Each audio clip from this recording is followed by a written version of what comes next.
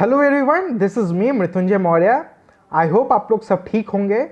तो आज की इस वीडियो में हम लोग समझेंगे section 17 Indian evidence act admission के बारे में। ये topic exam point of view से इतना ज़्यादा इम्पॉर्टेंट हो जाता है कि जिस भी एग्ज़ाम में अगर इंडियन एविडेंस एक्ट अगर पूछा जाता है तो इस टॉपिक से सवाल ज़रूर पूछे जाते हैं। तो इस टॉपिक को बिल्कुल भी नेगलेक्ट ना करें। और वीडियो को शुरू करने से पहले अगर आपने अभी तक मेरे चैनल को सब्सक्राइब नहीं किया है तो मेरे चैनल को सब्सक्राइब कर दें। तो चलिए बिना कोई देरी के हुए शुरू करते हैं। सेक्शन 17 आपको एडमिशन के बारे में बताता है कि व्हाट इज एडमिशन। हालांकि सेक्शन 17 अपने आप में सफिशिएंट नहीं है कि पूरे डेफिनेशन को वो बता दे कि क्या एडमिशन है। पूरे डेफिनेशन को जानने के लिए आपको सेक्शन 17 से सेक्शन 20 तक पढ़ना पड़ेगा, तब आप पूरे टोटलिटी में आप जान पाएंगे कि व्हाट इज एडमिशन। लेकिन क्योंकि वीडियो बहुत ज़्यादा लंबी हो जाएगी, इस वजह से मैं सिर्फ सेक्शन 17 के बारे में आज मैं डिस्कस करूंगा। 18, 19 और 20 में सेपरेटली वीडियोस बना करके मैं डाल दूंगा। तो चलिए जान लेते हैं कि एडमिशन क्या होता है। एडमिशन सेक्शन 17 में बस इतना डिफाइन कर रहा है, इतना बता रहा है कि एडमिशन एक स्टेटमेंट है। वो स्टेटमेंट ओरल भी हो सकता है, डॉक्यूमेंट्री भी हो सकता है, इलेक्ट्रॉनिक फॉर्म में भी हो सकता है, लेकिन इतना सफिशिएंट नहीं है कि कोई भी स्टेटमेंट एडमिशन बन जाए। उसके लिए एक कंडीशन और फुलफिल करना पड़ेगा स्टेटमेंट को। वो स्टेटमेंट जो कि एक इन्फ्रेंस सजेस्ट करे किसी भी फैक्ट इन इशू को या फिर रिलेवेंट फैक्ट को, तब जाकर के वो एडमिशन कहलाएगा। तो पूरे डेफिनेशन को दो पार्ट में अगर हम इसको डिवाइड करते हैं तो पहला पार्ट में ये समझते हैं कि what is statement, what is admission. तो एडमिशन एक स्टेटमेंट है। स्टेटमेंट क्या क्या हो सकता है? ओरल हो सकता है, दूसरा डॉक्यूमेंट्री हो सकता है, तीसरा इलेक्ट्रॉनिक हो सकता है। और दूसरा अगर दूसरे पार्ट को अगर समझे तो नेचर ऑफ द स्टेटमेंट को समझना पड़ेगा। नेचर ऑफ द स्टेटमेंट ऐसा होना चाहिए जो कि एक इन्फ्रेंस सजेस्ट करे किसी भी फैक्ट इन इशू को, किसी भी रेलेवेंट फैक्ट को, मतलब अनुमानित करे। वो स्टेटमेंट अनुमानित करे किसी भी फैक्ट इन इशू को, किसी भी रेलेवेंट फैक्ट को, तब जाकर के उसको हम एडमिशन कहेंगे। अब इसको एक एग्जांपल से हम लोग समझ लेते हैं कि एडमिशन होता क्या है, इससे ज़्यादा और बेहतर समझ में आएगा। फॉर सपोज मान लीजिए मैं यहाँ पे लाइव पढ़ा रहा हूँ और 50 स्टूडेंट यहाँ पर हैं, और मैं यहाँ पे कहता हूँ कि कल मैं कैनॉट प्लेस पे घूम रहा था। अब एक महीने बाद अगर मेरे ऊपर ये चार्ज लग जाता है कि मैंने सीपी में किसी को मारा है, मैंने मर्डर किया है, तो मेरा जो ये स्टेटमेंट देना कि आप लोगों को कि मैं कैनॉट प्लेस पे घूम रहा था, तो क्या ये अनुमानित कर रहा है कि नहीं कि हो सके मैंने ही उसको मारा हो, मैंने ही मर्डर किया हो। ये अनुमानित तो कर रहा है ना फैक्ट इन इशू को कि हो सके कल मैं रात को सीपी में घूम रहा था, तो हो सके मैंने ही मर्डर किया हो। तो ये एडमिशन बन जाएगा। एडमिशन को बेहतर तरीके से समझने के लिए तीन चीजें आप अगर समझ जाएंगे तो आप एडमिशन का पूरा कॉन्सेप्ट समझ जाएंगे। आपको स्टेटमेंट समझना पड़ेगा कि व्हाट इज स्टेटमेंट, दूसरा एडमिशन क्या होता है वो समझना पड़ेगा, और तीसरा कन्फेशन समझना पड़ेगा कि क्या कन्फेशन होता है। अगर आप ये तीनों को, अगर इन तीनों का डिफरेंसेस अगर समझ जाएंगे कि आखिर इन तीनों में अंतर क्या है, तो आप एडमिशन का कॉन्सेप्ट एकदम बहुत अच्छे से समझ जाएंगे। तो स्टेटमेंट क्या होता है? मैंने कहा आपको कि मैं कल रात को सीपी में घूम रहा था, तो एक नॉर्मल स्टेटमेंट है। ये कोई फैक्ट इन इशू से इसका कोई लिंकेज नहीं है, कोई रिलेशन नहीं है। लेकिन अगर मैंने ये कहा कि कल रात को मैं घूम रहा था सीपी में, और मैं एक महीने बाद मेरे ऊपर ये चार्ज लग जाता है कि मैंने सीपी में रात को किसी को मारा है, किसी का मर्डर किया है, तो ये एडमिशन बन जाएगा। क्योंकि ये जो स्टेटमेंट है ये एक इन्फ्रेंस सजेस्ट कर रहा है फैक्ट इन इशू को, अनुमानित कर रहा है कि हो ना हो कल रात को मैं ही वहां पे घूम रहा था, तो हो सके मैं नहीं मारा हो, तो ये एडमिशन बन जाएगा। अब कन्फेशन समझ लेते हैं कि कन्फेशन क्या है। तो कन्फेशन ये है कि मैंने कोई चीज़ एडमिट की, लेकिन उस एडमिशन में अपने गिल्ट को लेकर के मैंने कोई एडमिशन किया हो। फॉर सपोज इसी एग्जाम्पल से अगर समझ लेते हैं, अगर मैं ये ना कह करके कि मैं कल रात को घूम रहा था सीपी में, अगर मैं आपको ये कहता कि कल रात को मैंने मर्डर किया है, तो ये मैं अपने गिल्ट को लेकर के किसी चीज को एडमिट कर रहा हूं, तो ये हो जाएगा कन्फेशन। तो इन तीनों को समझने के लिए, आपको एडमिशन को समझने के लिए इन तीनों का डिफरेंसेस समझ में आपको आना पड़ेगा, तब आप बेहतर तरीके से समझ पाएंगे। अब एक और उदाहरण ले लेते हैं। फॉर एग्जाम्पल, मान लीजिए ए जो है बी को कुछ उधार देता है और बी के अकाउंट बुक में वो चीज मेंशन होता है कि मैंने ए से उधार लिया है।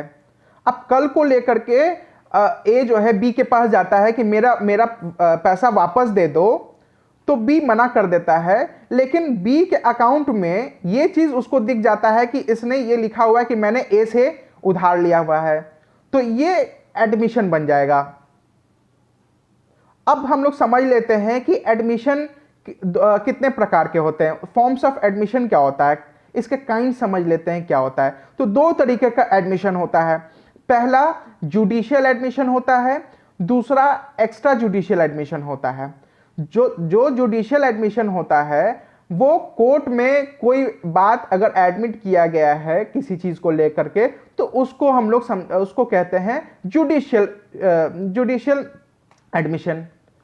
और कोई भी बात एडमिट किया हो कोर्ट के बाहर कहीं भी, तो उसको हम लोग कहेंगे एक्स्ट्रा जुडिशियल एडमिशन। तो सेक्शन 17 से सेक्शन 20 तक एक्स्ट्रा जुडिशियल एडमिशन के बारे में ही चर्चा की गई है। इसमें कोई जुडिशियल एडमिशन के बारे में कोई भी चर्चा नहीं है। अब हम लोग एक्स्ट्रा जुडिशियल एडमिशन के कॉन्सेप्ट को समझ लेते हैं। तो इसका कॉन्सेप्ट एक सब्जेक्टिव कॉन्सेप्ट है। मतलब ये कि कोई भी स्टेटमेंट अगर किसी केस में अगर उसको एडमिशन माना गया है, तो वही स्टेटमेंट कोई ज़रूरी नहीं है कि किसी और केस में भी वो एडमिशन उसको मानेंगे। मतलब ये कि ये केस टू केस वैरी करता है। मैंने आपको एग्जांपल दिया था कि कल रात को मैं सीपी में घूम रहा था और मुझ पर 1 महीने बाद ये चार्ज लग जाता है कि मैंने मर्डर किया है। तो ये जो स्टेटमेंट मैंने दिया कि कल रात को मैं घूम रहा था, तो ये तो एक इन्फ्रेंस सजेस्ट कर रहा है, अनुमानित कर रहा है कि हो ना हो इसी ने मर्डर किया होगा, क्योंकि ये कल रात को सीपी में घूम भी रहा था। लेकिन अगर मुझ पर यह भी चार्ज लग जाए कि कल रात को मैंने पटना में चोरी की है, किसी घर में मैंने डाका डाला है, तो ये जो स्टेटमेंट मैंने दिया कि कल रात को मैं सीपी में घूम रहा था, तो ये स्टेटमेंट इस केस में, पटना वाले केस में, इसको एडमिशन नहीं मानेंगे, क्योंकि इसमें कोई अनुमानित नहीं कर रहा है, कि कोई इन्फ्रेंस सजेस्ट नहीं कर रहा है कि इसने ही चोरी की होगी। क्योंकि एक टाइम पे एक बार में एक आदमी एक ही जगह पे हो सकता है। ये कैसे पॉसिबल होगा कि कल रात को उसने मर्डर भी किया सीपी में, जो कि दिल्ली में है, और उसी रात को उसने चोरी भी कर ली पटना में। तो यहाँ पे इस चीज़ को समझना बहुत ज़्यादा इंपॉर्टेंट है, ज़रूरी है कि कोई भी केस में अगर कोई स्टेटमेंट को एडमिशन माना गया है, तो कोई ज़रूरी नहीं है कि उसी स्टेटमेंट को कोई और अनदर केस में उसको एडमिशन मानेंगे। तो ये चीज़ है। तो अभी तक के कॉन्सेप्ट से ये तो क्लियर हो गया कि स्टेटमेंट एक ब्रॉड चीज़ है, उससे नैरो एडमिशन है, उससे नैरो कन्फेशन है। आप इस चीज़ को एक उदाहरण से समझ लीजिए। मान लीजिए एक 3 फ्लोर्स की बिल्डिंग है, जिसमें ग्राउंड फ्लोर, फर्स्ट फ्लोर और सेकंड फ्लोर है। ग्राउंड फ्लोर पे 4 रूम है, फर्स्ट फ्लोर पे 2 रूम है और सेकंड फ्लोर पे 1 रूम है। जैसे जैसे बिल्डिंग ऊंची होते जा रही है, वैसे वैसे वो नैरो होते जा रही है। तो इसको इस तरीके से समझ लीजिए, जो ग्राउंड फ्लोर है वो स्टेटमेंट है, फर्स्ट फ्लोर जो है वो एडमिशन है, और जो सेकंड फ्लोर है वो कन्फेशन है। और ये जो है एडमिशन जो है स्टेटमेंट पे टिका हुआ है, कन्फेशन जो है एडमिशन पे टिका हुआ है, कन्फेशन स्टेटमेंट पे टिका हुआ है। तो इसको हम लोग ये कह सकते हैं कि सारा एडमिशन एक स्टेटमेंट है, सारा कन्फेशन एक एडमिशन है, लेकिन सारा स्टेटमेंट एक एडमिशन नहीं है, सारा स्टेटमेंट एक कन्फेशन नहीं है। क्योंकि आप इससे समझिए, अगर आपको एडमिशन बनना है तो पहले उसको ग्राउंड फ्लोर पे आना पड़ेगा, उसको स्टेटमेंट बनना पड़ेगा, तब जाकर के वो एडमिशन बनेगा फर्स्ट फ्लोर पे। अगर किसी को कन्फेशन बनना है तो 3rd फ्लोर पे डायरेक्टली तो वो चढ़ नहीं पाएगा, उसको तो ग्राउंड फ्लोर पे आना पड़ेगा, फिर उसको फर्स्ट फ्लोर पे जाना पड़ेगा। मतलब ये कि उसको स्टेटमेंट बनना पड़ेगा पहले, फिर उसको एडमिशन बनना पड़ेगा पहले, तब जाकर के वो कन्फेशन होगा। तो इस चीज से ये क्लियर होता है कि सारा एडमिशन एक स्टेटमेंट है, सारा कन्फेशन एक एडमिशन है, लेकिन सारा स्टेटमेंट एडमिशन नहीं है, सारा एडमिशन कन्फेशन नहीं है। अब एक और चीज को समझ लेते हैं, साइलेंस भी एडमिशन बन सकता है, मतलब चुप्पी भी एडमिशन बन सकता है। अगर कोई आदमी चुप है तो वो एडमिशन कब बनेगा, इस चीज को समझ लेते हैं। अगर कोई आदमी किसी के प्रेजेंस में कोई बात बोल रहा है, किसी के सामने बोल रहा है, और उस आदमी का रिप्लाई आना लाजमी है या फिर डिनायल आना लाजमी है, और उस सिचुएशन में अगर वो आदमी कुछ नहीं बोल रहा है, तो वहां पर उस चीज को, साइलेंस को वहां पे एडमिशन मान सकते हैं। एक एग्जांपल से हम लोग समझेंगे कि साइलेंस एडमिशन कब मानेंगे। एक रियली एग्जांपल है, एक मेरा दोस्त है, तो उसकी एक गर्लफ्रेंड होती है। उसकी गर्लफ्रेंड उसको प्रॉमिस करती है कि मैं तुमसे शादी करूंगी, और 7 जन्मों का फलाना फलाना उसने प्रॉमिस किया था, ठीक है, कि साथ हम लोग निभाएंगे। और वो उसके एवज में कभी कभी उससे पैसे कुछ ले लेती थी।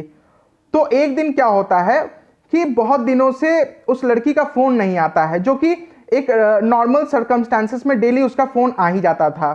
तो उसको लगता है कि क्या बात है, वो फोन क्यों नहीं कर रही है। तो ये लड़का जो है उसको रिप्लाई करता है, उसको मैसेज करता है, कॉल करता है, तो उधर से कोई रिप्लाई नहीं आता है।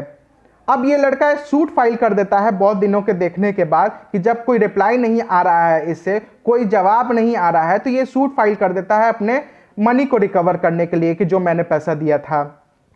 तो यहां पे जो साइलेंस, यहां पे चुप है लड़की, यहां पे कोई रिप्लाई नहीं दे रही है लड़के का, तो यहां पे इस चीज से साफ समझ में आ रहा है कि लड़की ने ब्रेकअप कर लिया। उसका चुप रहना ये साफ संदेश दे रहा है, ये साफ कह रहा है कि उसने ब्रेकअप कर लिया है उस लड़के से। तो ये चीज है, इसको समझना पड़ेगा। तो ये मैंने बस एक एग्जाम्पल दिया है आपको, और ये एग्जाम्पल सिर्फ मैंने समझाने के लिए दिया है, with all regards and respect for the girls. मेरा कोई इंटेंशन नहीं है किसी को हर्ट करने के लिए। तो चलिए अब एक और चीज को समझ लेते हैं। एडमिशन बाय कंडक्ट कब हम लोग कहेंगे कि किसी भी कंडक्ट को करने के बाद उसको कहेंगे कि वो एडमिशन है। कंडक्ट कब एडमिशन बन जाएगा, तो एक एग्जाम्पल से इसको भी समझ लेते हैं। एक लेडी जाती है अपने बच्चे का बर्थ रजिस्टर्ड करने के लिए, और वहाँ पर वो अपने उस बच्चे के फादर के कॉलम के आगे वहाँ पे कुछ नहीं लिखती है, वहाँ पे ब्लैंक छोड़ देती है। तो ये जो कंडक्ट हुआ उसका, वहाँ पे ऑप्शंस को खाली छोड़ देने का, तो इससे 2 व्यू निकल करके आ रहे हैं। चाहे तो उस बच्चे के फादर को वो नहीं जानती हो कि कौन है इसका रियली में फादर, चाहे तो दूसरा व्यू ये निकल करके आता है कि वो इलिजिटिमेट वो बच्चा हो, ठीक है। तो अगर दोनों में से कोई भी व्यूज को अगर आप उठा करके ले लेते हैं, ग्रैब कर लेते हैं, तो इससे ये एडमिशन जरूर हो रहा है उसके कंडक्ट से कि उसने अडल्ट्री की है। तो एडमिशन बाय कंडक्ट कैसे होता है ये भी हम लोगों ने समझ लिया। अब हम लोग एक और चीज को समझ लेते हैं। एडमिशन एक्सेप्शन है हियरसे रूल का। ये एक्सेप्शन कैसे है हियरसे रूल का, इसको जानने से पहले हियरसे के बारे में जान लेते हैं। हियरसे आखिर होता क्या है। हियरसे मतलब कोई सुनी सुनाई बातें। नॉर्मली सर्कमस्टांसेस में इंडियन एविडेंस एक्ट के अंदर इसको एडमिसिबल नहीं मानते हैं, लेकिन एडमिशन के केस में इसको एडमिसिबल मानेंगे। एक उदाहरण से हम लोग समझते हैं कि इसको कैसे हम लोग एडमिसिबल मानते हैं। इस एडमिशन को भी हम लोग मानेंगे कि ये एडमिसिबल है। सपोज ए ने बी को कुछ रुपए दिए हो, जब ए ने बी से वो रुपए वापस मांग रहा था तो बी ने डिनाई कर दिया, और बी जो है किसी सी से ऑलरेडी ये एडमिट कर चुका था कि मैंने ए से कुछ रुपए उधार लिए हैं। तो यहां पे जो बी का जो ये स्टेटमेंट देना सी को कि मैंने ए से कुछ रुपए लिए हुए थे, तो ये एडमिशन बन जाएगा। और फर्दर इस केस में सी जाकर के कोर्ट में ये एविडेंस दे सकता है कि हां बी ने मेरे सामने ये एडमिट किया था कि हां ए ने कुछ रुपए मुझे दिए थे। तो इस चीज को इस तरीके से वो एविडेंस के रूप में उसको इस्तेमाल कर सकता है। तो इसीलिए कहते हैं कि एडमिशन जो है हियरसे रूल का एक एक्सेप्शन है। तो ये था पूरा एडमिशन का concept. Section 17 of Indian evidence act का ये पूरा कॉन्सेप्ट था। हालांकि ये बेसिक ही कॉन्सेप्ट है, लेकिन इस बेसिक कॉन्सेप्ट को बिना जाने हुए आप आगे नहीं बढ़ सकते। ये एक तरीके से बुनियाद है, तभी जाकर के आप आगे चीज़ों को और बेहतर तरीके से समझ पाएंगे। सेक्शंस 18, 19, 20 को मैं सेपरेटली वीडियोस बना करके उसको मैं इसी तरीके से समझाऊंगा। आई होप आप लोग को समझ आया होगा। मैंने बहुत कोशिश की है, पूरा कोशिश किया है कि आसान से आसान भाषा में मैं एडमिशन के कॉन्सेप्ट को आपको समझा दूं। तो प्लीज़ अगर अच्छा लगा हो वीडियो तो प्लीज़ मेरे चैनल को सब्सक्राइब कर दे, लाइक कर दे, हो सके तो शेयर कर दे अपने दोस्तों के बीच में। आपके एक सब्सक्राइब से हम लोगों को एनकरेजमेंट मिलता है और मेहनत करने के लिए एक एनर्जी मिलता है। तो प्लीज़ सब्सक्राइब करना ना भूलें। और हाँ, मैं जल्द ही हाजिर होऊंगा एक नए वीडियो के साथ, एक नए टॉपिक के साथ। तब तक के लिए बाय बाय, अपना ख्याल रखिए।